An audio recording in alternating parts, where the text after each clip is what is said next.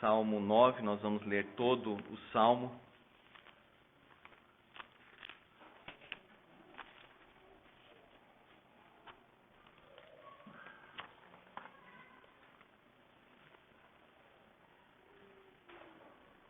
Salmo 9. Antes, meus irmãos, vamos orar. Deus da glória, Pai Santo, bendito para sempre seja o teu santo, glorioso e perfeito nome. Pai, agora queremos rogar ao Senhor que nos alimente espiritualmente, através da palavra e do sacramento da Santa Ceia do Senhor. Que todo, Senhor, enriqueça, aprofunde a nossa vida espiritual. Que o nosso coração seja fortalecido pela ação poderosa do Teu Espírito Santo. Ó Deus, na Tua presença nós pedimos, tem misericórdia de nós pecadores, ajuda-nos, reanima o nosso coração em Cristo. E que possamos ouvir, ó Pai, com o coração aberto, dilatado, que os nossos ouvidos, Senhor, estejam abertos humildemente para o Senhor. Que o nosso coração seja um terreno preparado, pronto, disposto para aquilo que o Senhor lançar como semente e que frutifique para a glória do Teu nome. Ó Deus, nós pedimos estas bênçãos porque o Senhor é o Deus das nossas vidas. E mais uma vez lembramos dos enfermos. Abençoa, Senhor, os irmãos acamados, doentes, cada nome, Senhor, cada irmão que está sofrendo em casa, no hospital. Deus, coloca a Tua mão de graça e poder. Nós queremos confiar no Senhor, não nos médicos. Que eles sejam instrumentos do Senhor, mas que o Senhor opere. De uma forma tão especial, nós rogamos. Abençoa a vida do presbítero, nosso amado e querido irmão, presbítero Marcos Henriques. Que o Senhor o abençoe. Que o Senhor o restaure. E que isso sirva, Senhor, para o testemunho da glória do Teu nome.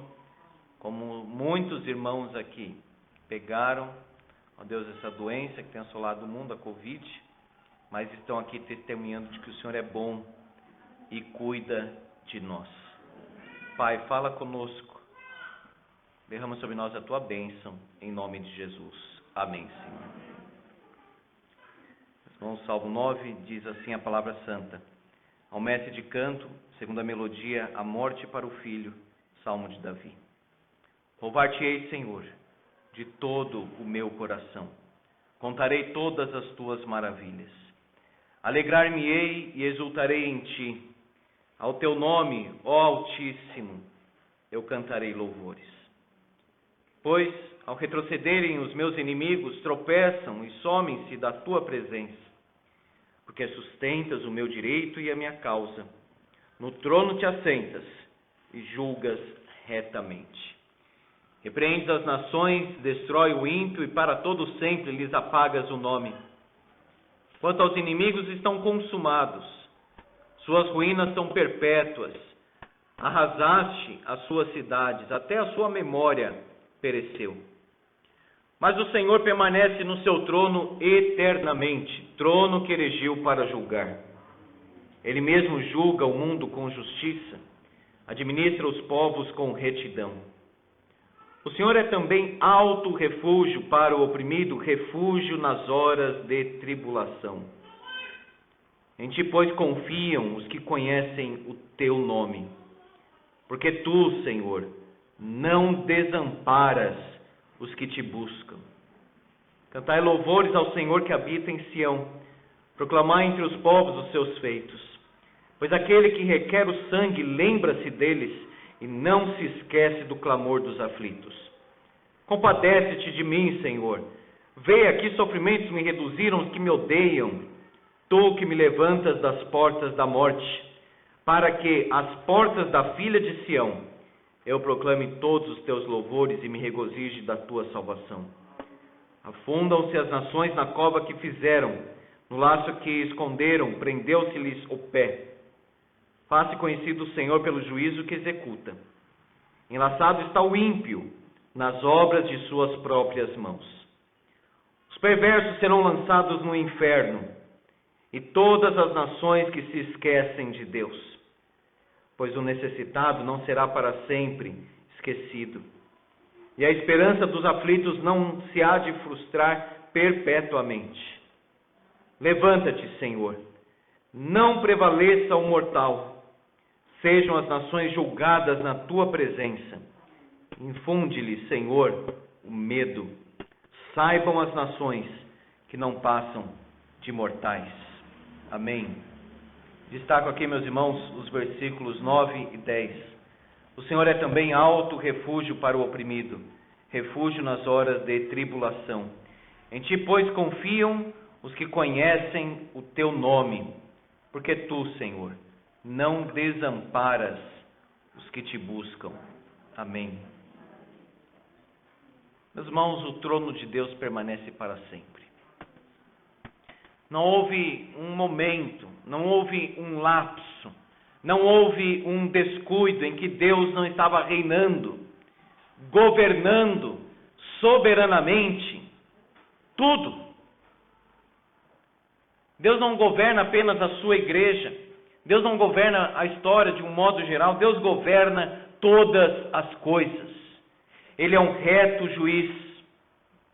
Em dias em que nós vemos tanta corrupção, tanta mentira, tanta desordem, um caos, o livro de Apocalipse fala das nações tumultuadas, como as águas são tumultuadas nos mares.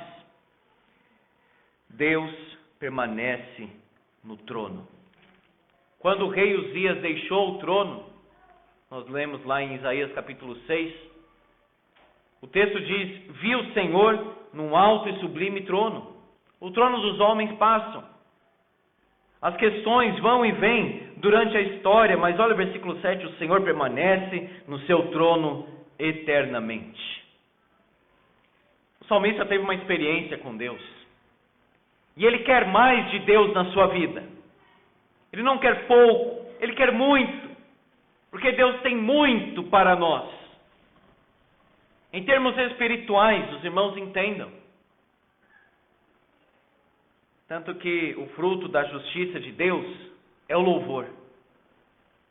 Quando o salmista aqui Davi vê Deus operando, isso traz louvor nos lábios de Davi.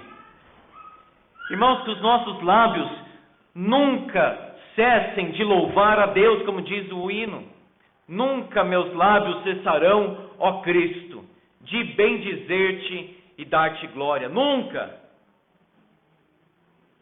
Olha só, a intensidade do louvor. Louvar-te-ei, Senhor, de todo o meu coração. O louvor é profundo, é cheio de gratidão pelo que Deus fez. Então não é um louvor assim distraído, fraco, pequeno, mirrado, como se estivesse assim agradecendo, nem sabe pelo quê. A vida está uma desordem. Não! Louvar-te-ei, Senhor, de todo o meu coração. Alegrar-me-ei e exultarei em ti. Veja, ele louva a Deus de todo o coração, ele louva a Deus com muita alegria.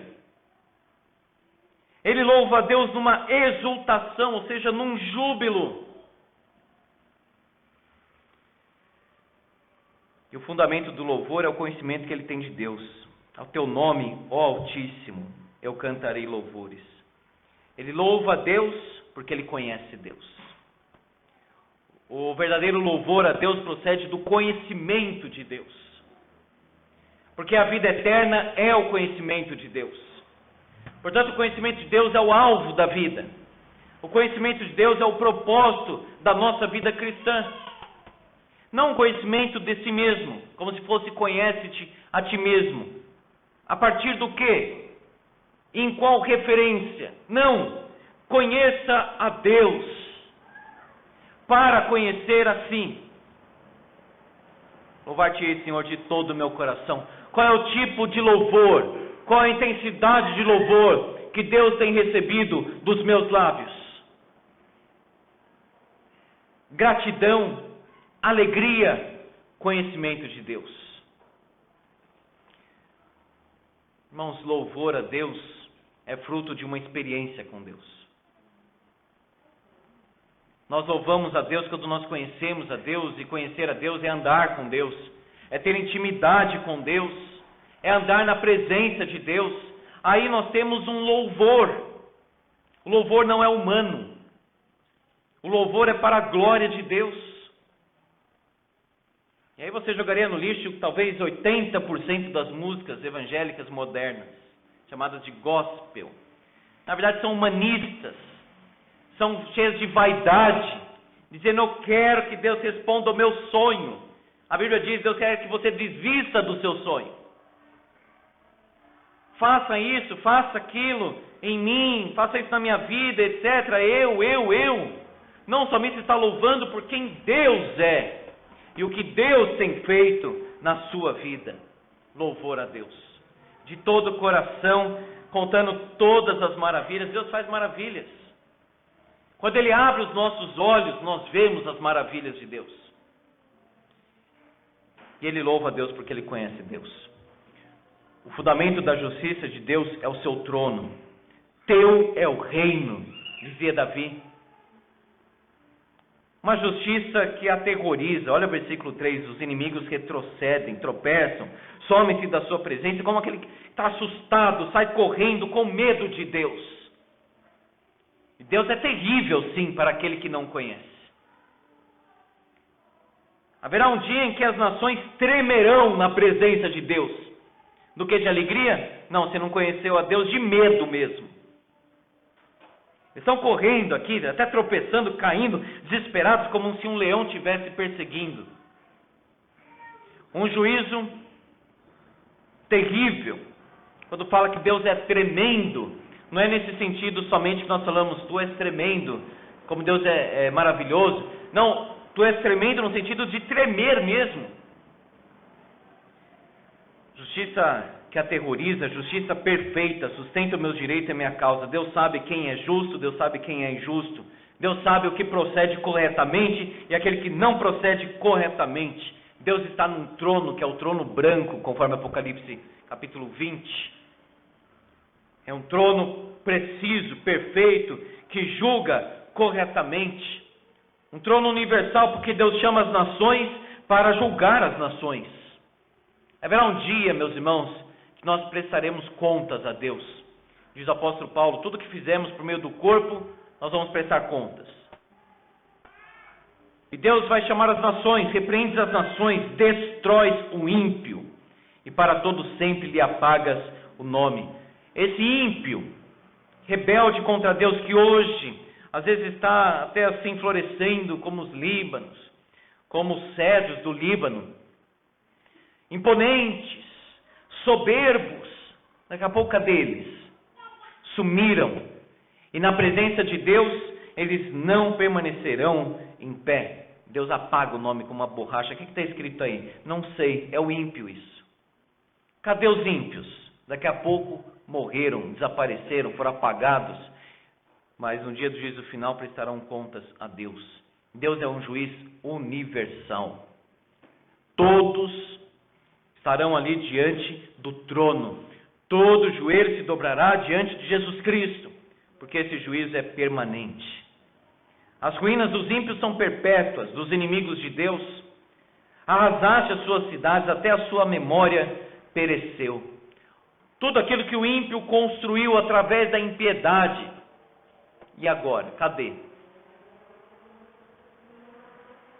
Onde está a glória do ímpio que acumulou as riquezas, que construiu cidades, que teve as suas conquistas? Cadê tudo isso?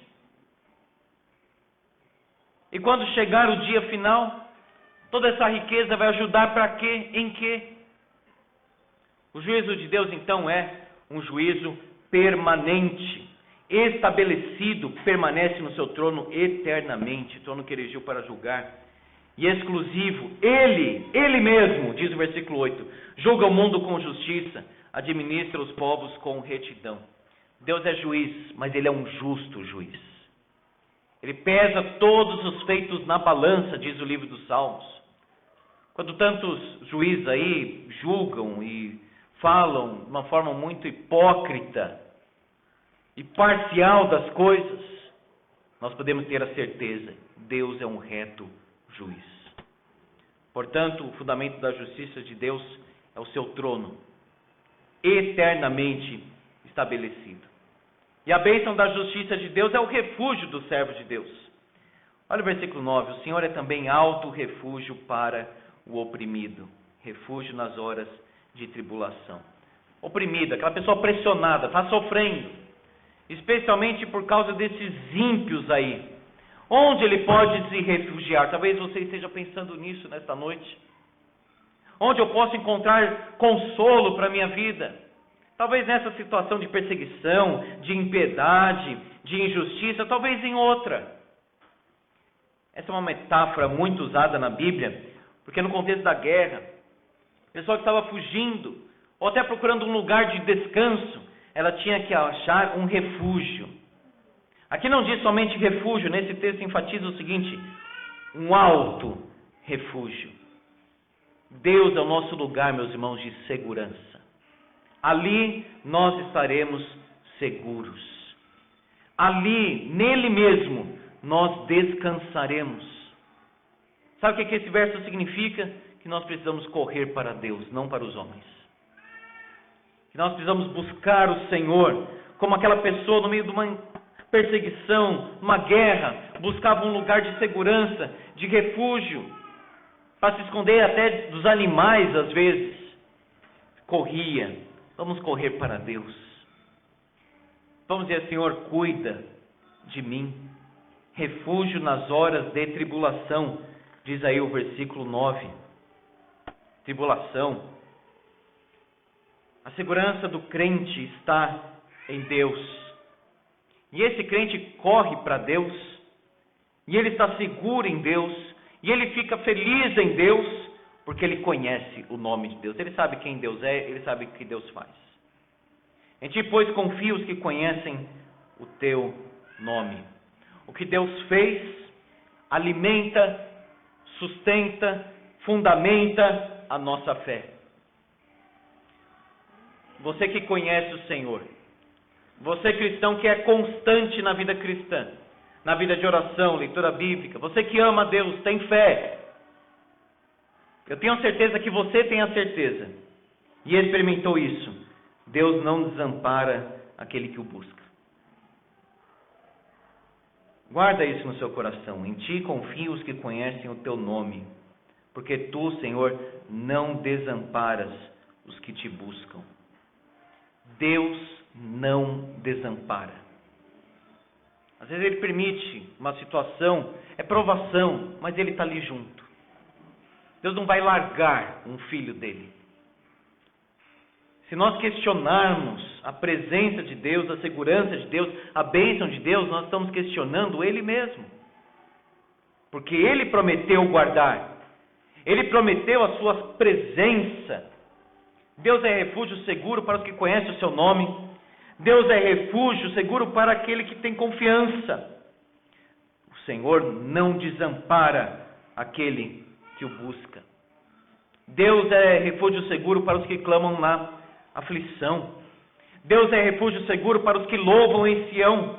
Cantai louvores ao Senhor que habita em Sião. Proclamai entre os povos os seus feitos.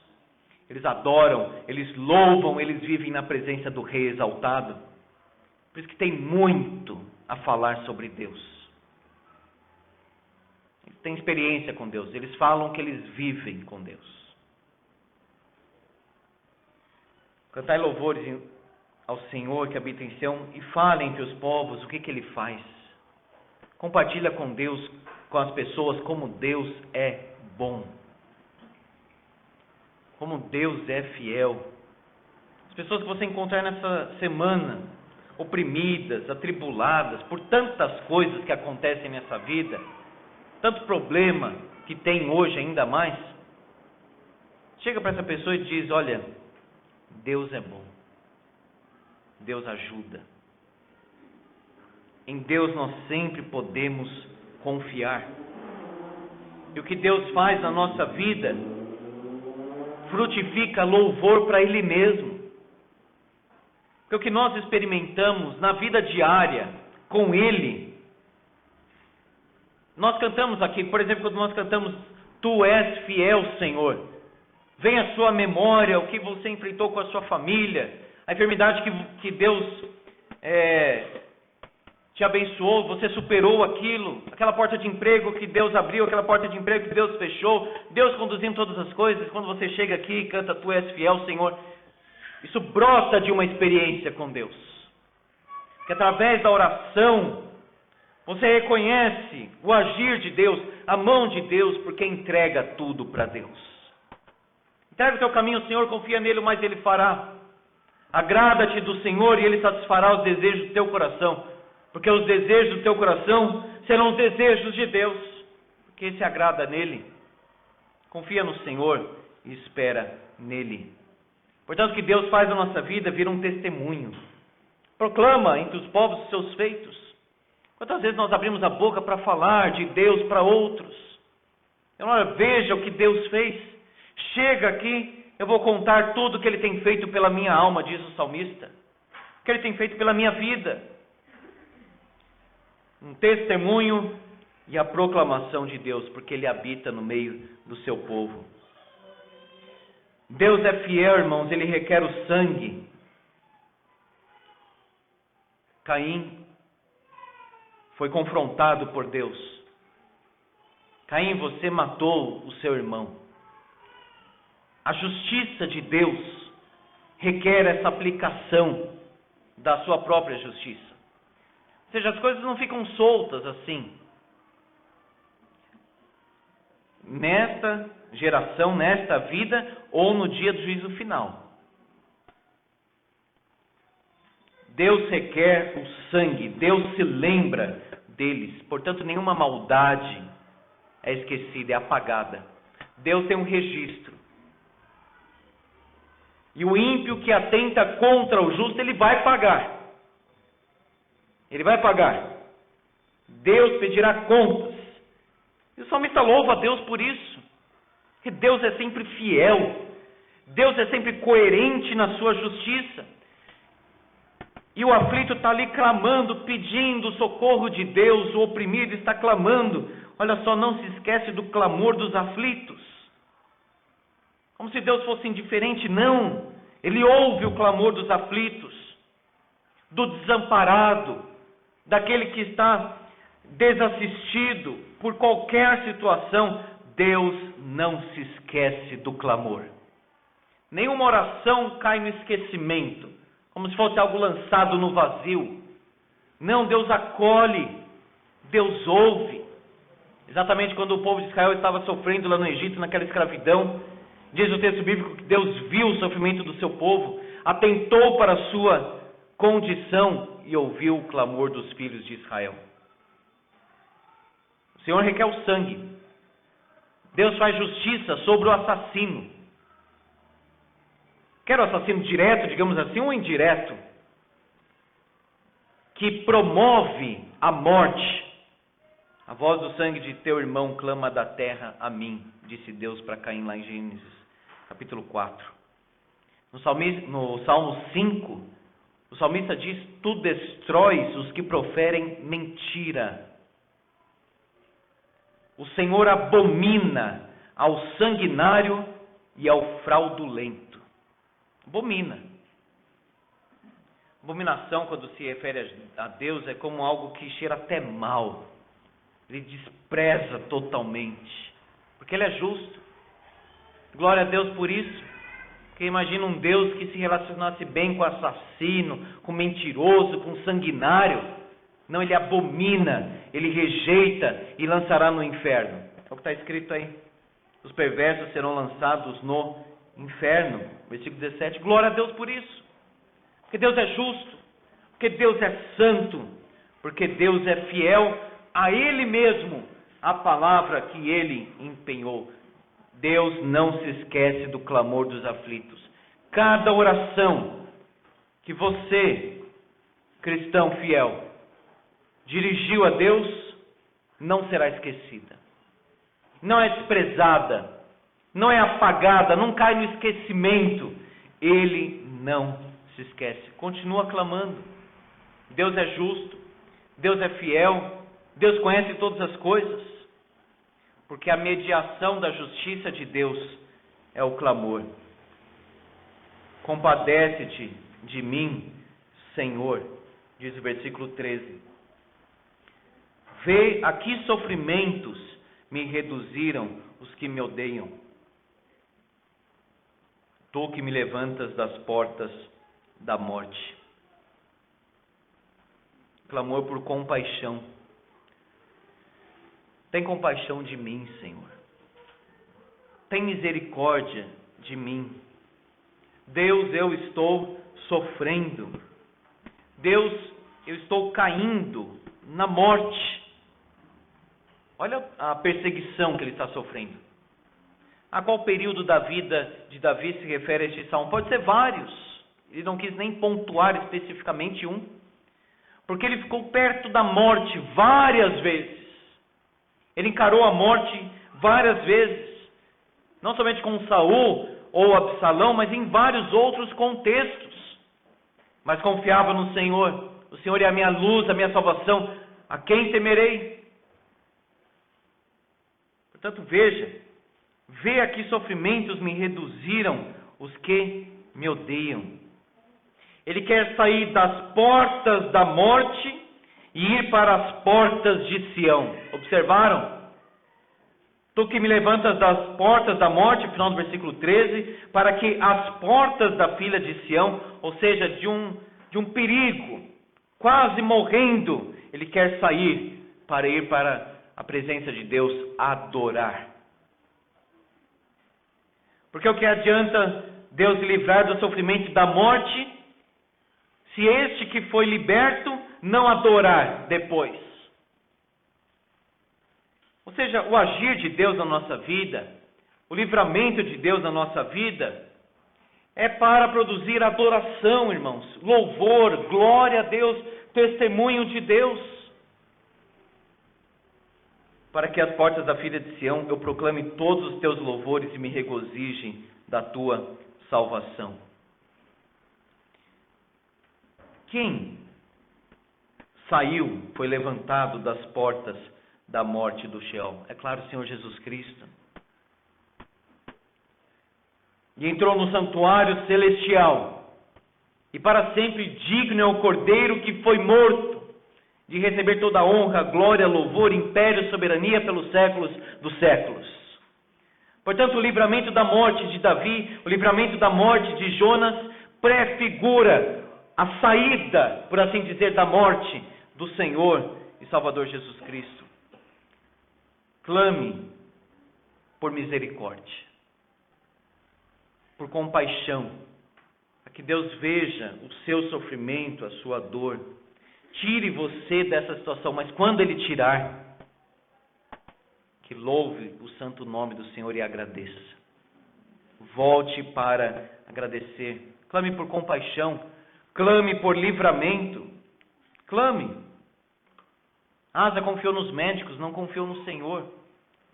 Estava indo tão bem na presença de Deus, mas confiou demais nos médicos. Aquela mulher que sofria com aquela hemorragia, um sangramento que não parava. E ela disse, se eu apenas o tocar eu ficarei curada. Ficou. Quando ela teve esse exercício de fé. Creia no Senhor, confie no Senhor. E volte para agradecer. Que as nossas experiências com Deus aprofundem ainda mais a nossa vida de oração. Clamor por alegria. Que eu proclame todos os teus louvores, me regozije da tua salvação. Cadê a alegria que tinha antes? Se apagou, sumiu, peça para voltar, porque a vontade de Deus é que o povo de Deus seja um povo alegre. Não é ficar rindo, pulando, não é esse o sentido, mas aquela satisfação, aquela paz, aquela tranquilidade serena do espírito. Isso é alegria cristã. Exultação do coração. Restitui-me a alegria da tua salvação. Porque foi embora por causa do pecado na vida de Davi.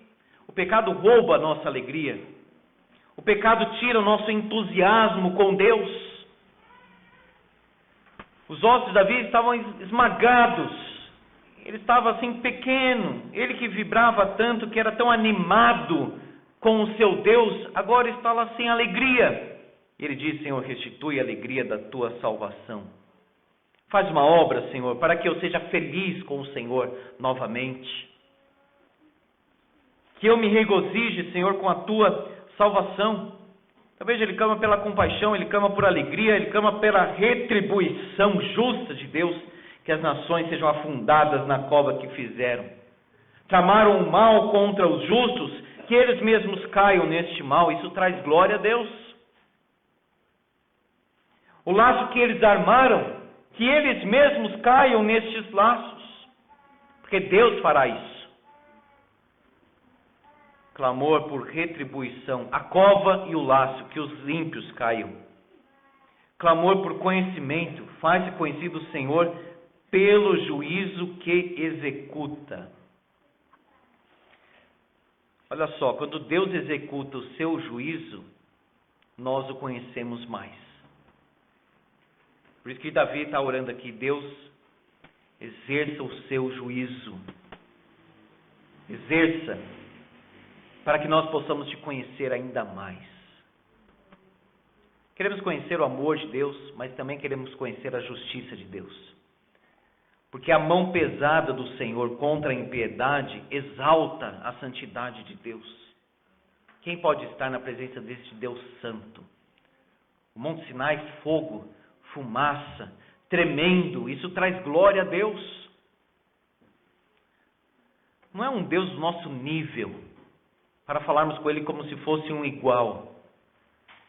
É o Senhor Altíssimo. Olha como começa o Salmo: ao teu nome, ó Altíssimo, eu cantarei louvores.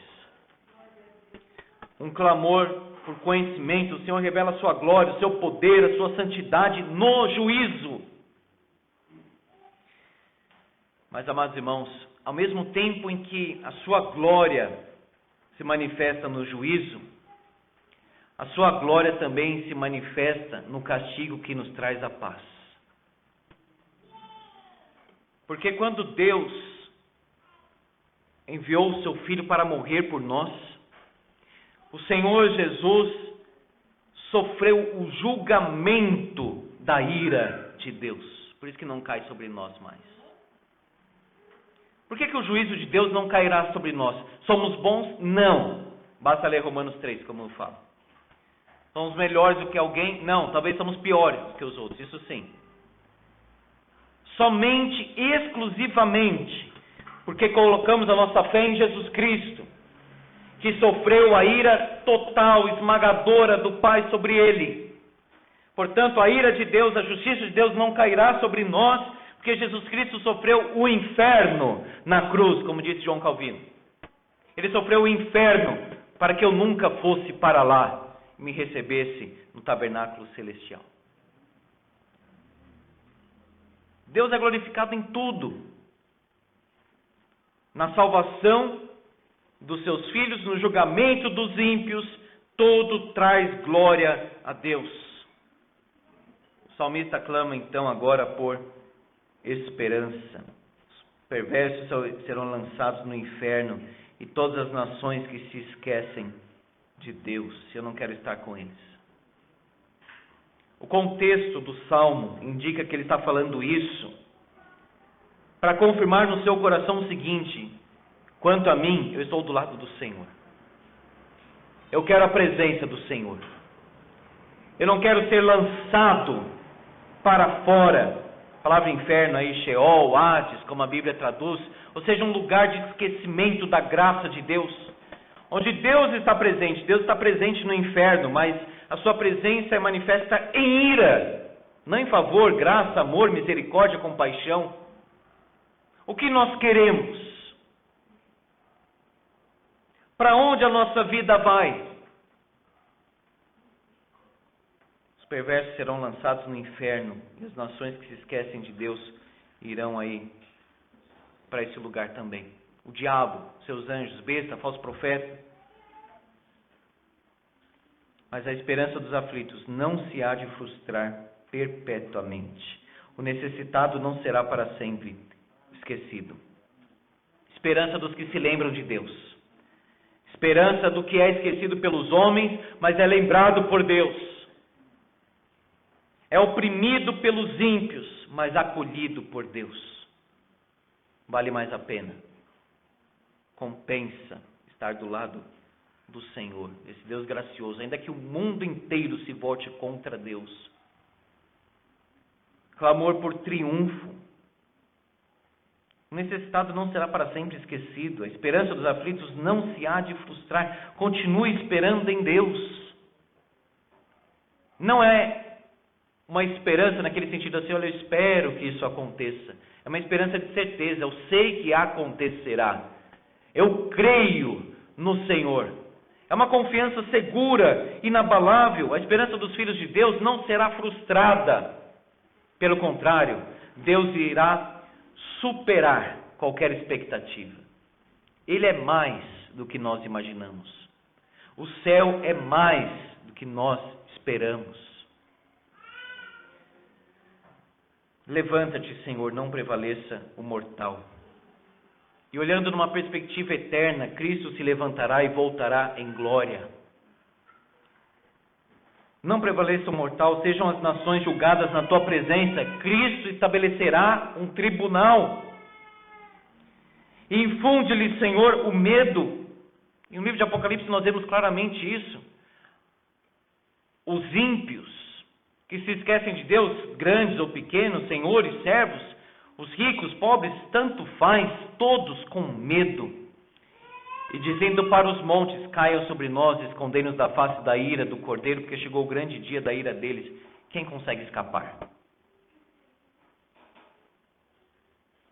Aquele que não tem Deus enche o coração de medo e de pavor.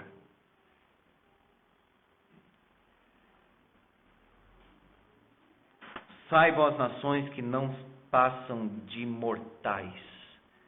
Esse homem todo exaltado, soberbo, cheio de si, se prostrará, cairá, vai chorar como uma criança diante do Senhor Jesus Cristo. Meus irmãos, nós temos aqui Davi dizendo o seguinte: eu preciso de Deus. Não uma vida fácil, eu não espero uma vida fácil. O que eu quero é Deus na minha vida. O perdão de Deus, porque Ele é um juiz justo. Uma proteção, porque Deus é forte e tem toda a autoridade. E provisão, porque Ele é Pai. Olha só, o versículo 10. Tu, Senhor, não desamparas os que te buscam. Peça perdão a Deus. Confie em Deus. Louve a Deus. Mas louve com intensidade, com gratidão. Um louvor consciente, que conhece a Deus, que é fruto de um relacionamento com Deus, não uma ideia sobre Deus, mas um relacionamento com Deus. O louvor que é fruto de lábios que confessam o seu nome, como diz Hebreus. Leamos todos juntos o versículo 9 do Salmo 9. O Senhor é também alto refúgio para o oprimido, refúgio nas horas de tribulação. Cristo é nosso abrigo no temporal, na tentação, em todo mal. Sim, Cristo é nosso abrigo no temporal, refúgio na tribulação. Vamos orar. Para sempre, Senhor, seja louvado o teu nome, somente, exclusivamente o teu nome. Aumenta, Senhor, a nossa confiança em ti. Aumenta os nossos pensamentos sobre o Senhor. Intensifica o nosso louvor, a nossa adoração. Protege-nos, Senhor, do mal. Protege-nos de homens maus, de ideias más. Ó Deus, obrigado porque o Senhor é um alto refúgio. Em ti está a nossa segurança. O amor lança fora o medo. O amor lança fora a ansiedade. Ó Pai, nós queremos te conhecer. Não de ouvir falar, porque alguém está explicando. Nós queremos ter um relacionamento íntimo com o Senhor. Ó Deus, aprofunda a nossa vida contigo. Obrigado porque o Senhor não se esquece de nós. Obrigado porque o Senhor nunca nos desamparou, nunca nos desamparará. Ainda que sejamos fracos e pecadores, mas o Senhor é fiel. O Senhor permanece fiel, um Deus pactual, um Deus firme, um Deus que não pode mentir. Louvado seja sempre o teu nome, e seja o Senhor o nosso refúgio no dia mau, no dia difícil, nos dias de tribulação, em nome de Jesus. Amém, Senhor. Amados irmãos, como diz aqui, refúgio nas horas de tribulação. Vamos cantar este hino com alegria, fervor, como acabamos de ver, o hino de número 137.